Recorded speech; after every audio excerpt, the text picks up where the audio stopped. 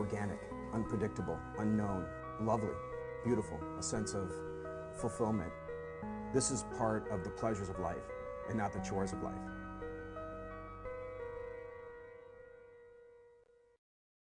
Tonight on Daily Iowan TV, 11 students testify against former Iowa City landlord Iowan Miller. Details on the way. No connection, no problem. See what new internet amenity is coming to downtown Iowa City. And in sports, find out which Hawk dominates on the football field. And the Monopoly board. Stay tuned, Daily Iowan TV starts now. I'm Tom Brokaw. For more than 100 years now, the University of Iowa community has been waking up to the Daily Iowan. Today, it's the largest newsroom in eastern Iowa. And now you can see the news every night on Daily Iowan TV and get it anytime worldwide at dailyiowan.com.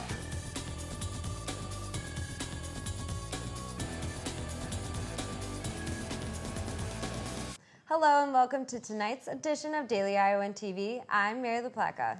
And I'm Kara Bimschlager. Today was the first day of trial for Iowa City's alleged peeping Tom. Former Iowa City landlord Iowan Miller is facing 11 counts of privacy invasion.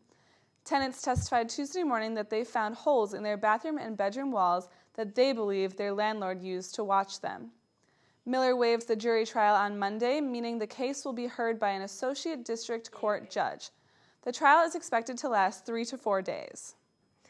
Working on that big class project downtown should not be a problem any longer. A deal between Iowa City and the South Slope Cooperative Telephone Company will help expand free Wi-Fi to downtown. The deal will allow the internet service provider to install new access points on top of the Iowa City Public Library. Installation of the access points will begin in the next 30 to 60 days. Iowa SJMC. Want a major that'll take you somewhere?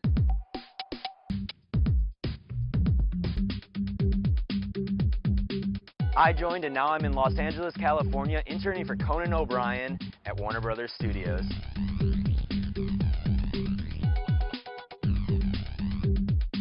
I joined and now I'm working in public relations for diabetes research.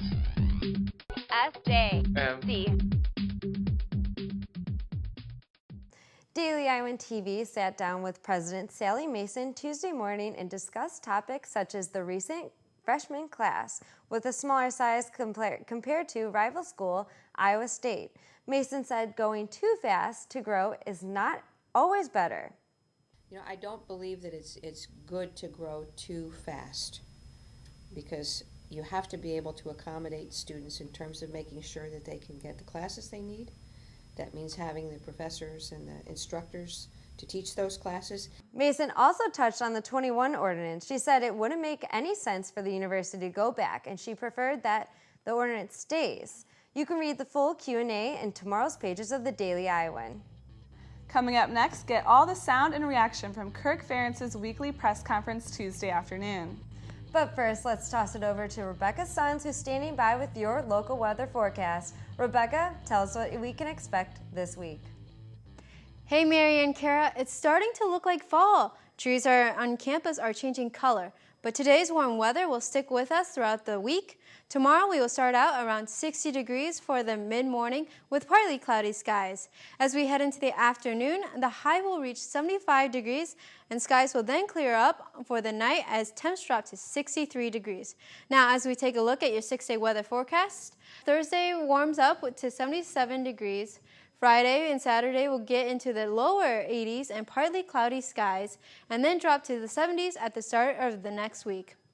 That's your latest weather update. Stay tuned for more news on Daily Iowan TV.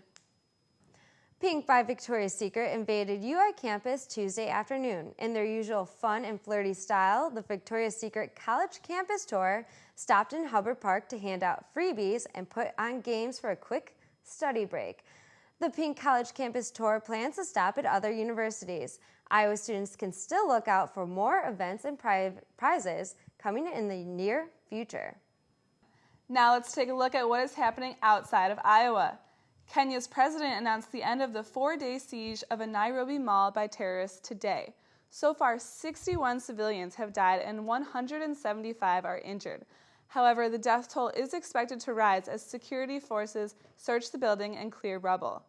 The attack collapsed 3 floors. At the end of the siege, officials said 5 of the terrorists were killed by gunfire and another 11 were arrested. The terrorists are linked to Al-Qaeda.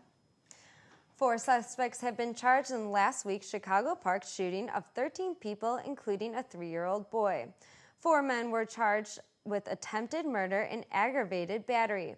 Although there was no specific target, the shooters chose the park because it was in rival gang territory. They attacked in retaliation of different shooting where one of the men were injured. Officials say that the investigation is continuing and more people could be charged. Now we'll hand it over to Street Chatter. Rebecca, what's the chat? Hey guys, and welcome back to Street Chatter. Tonight, we're talking about the Hawk Alert. To keep students safe and notified, Hawk Alerts are distributed through text messages, phone calls, and emails explaining where and what happened during a threatening incident. But do students really feel safer with these alerts, or is it just an annoyance? Here's what we heard. Yeah, they're pretty helpful. I mean, like, it's good to know what's going on. Like, 'cause I get a text message immediately when something happens. Like, I think the last one last year was, like, some guy stabbed someone, like, right on campus, and you're just kind of like, wow. Like, when school's canceled, that kind of helps. And, like, there was, like, when, like, dangerous stuff would happen, that was kind of helpful because being a girl, you don't really, it's kind of scary. Like, I have like night classes and I have to walk home by myself. Yeah, I do find them helpful. I mean, obviously, not all of them are applicable to you, but, you know, in the off chance that something is happening near where you are, then I think it's good to know. They're not helpful to me just because I feel like they come a few hours late, so if you were out and about and there was something going on and you're not alerted right away, then you could be put in danger. Well, that's all I have for you this week. Mary, Kara, back to you at the desk. Iowa football kicking off Big Ten play in Minneapolis this Saturday. And for everything you'll need to know leading up to this week's Floyd of Rosedale game, let's toss it over to Jordan Cabialis and Whitney Blakemore, who are standing by in the Daily Iowan TV sports studio. Guys? Hello and welcome back to the Daily Iowan TV sports studio. Alongside Jordan Cabialis, I'm Whitney Blakemore. Plenty to get to on the Tuesday edition of the program, Whitney, with a number of players and Hawkeye head coach Kirk Ferentz meeting with members of the media Tuesday afternoon at the Hayden Fry Football Complex, where everyone had Minnesota and Floyd of Rosedale on their minds. So let's listen in. To me, if you look at the film from 2 years ago compared to now, it's a totally different team. And that's, they've come in, they've gone to work, they've recruited well, and you can tell their players are totally bought into what it is they're doing. So they look like a well-coached football team right now, and that's a real credit to he and his staff. Playing up in Minnesota, you guys haven't had a lot of success up there in their new stadium yet. Well, in the previous years, we lost by a very close game, and their crowd's going to be into the game. We know that our back's going to be against the wall, but we got to go up there and just get the job done. And this year, we got a different focus, and we know what happened in the previous year, so we just got to have a different approach to the game. So. As a senior and one of the captains, how do you show the younger guys how to approach these Big Ten games? Beginning of the season, that's out of conference teams, so they may not be used to playing us, we may not be used to playing them, but when it comes to Big Ten, it's a grind, and you just got to make sure you maintain focus throughout the whole season and know that it's just time to go to work. With much of the build-up surrounding Iowa's Big Ten opener focusing in on skill position players like Cavante Martin-Manley or slobber-knocking tailback Mark Weisman, many are missing the boat on what could be the future of the Hawkeye offense. LaShawn Daniels. As for Captain Kirk, he's taking notice. LaShawn's a guy who he's been very attentive, grabs concepts really well. He's really picked up things very quickly, amazingly quickly, and then the other part about it just doesn't seem to be overwhelmed with anything, whether it was on the practice field in August and now that the games have begun, he just seems really comfortable doing what he does. He always kind of looks the same, which is good, and that's a real positive. Well, Jordan, a lot of talk in this afternoon's press conference regarding a situation happening nearly 800 miles away from Kinnick Stadium. Yeah, Whitney. Ongoing repercussions in regards to Penn State University's handling of the Jerry Sandusky situation continuing to make headlines. This morning's news, however, good news for the fans of the football program in Happy Valley, with the NCAA pulling back on their initial heavy scholarship ban handed out not too long ago. Jordan, a whole lot of reaction to this story, and as we mentioned, the same happening this afternoon in Iowa City.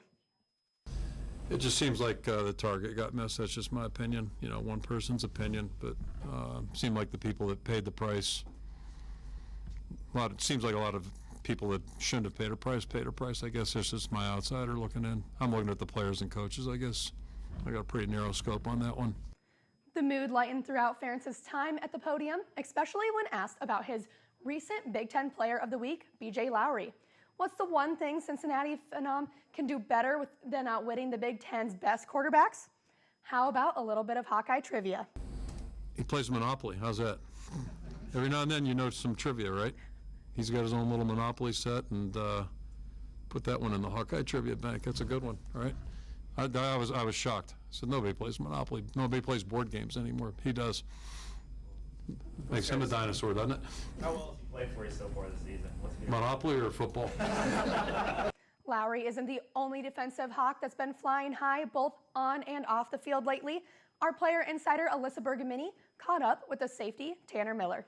Hey guys, Alyssa Bergamini here, joined by Tanner Miller. Tanner, what an amazing win this weekend over Western Michigan, winning 59-3. How did it feel to create history?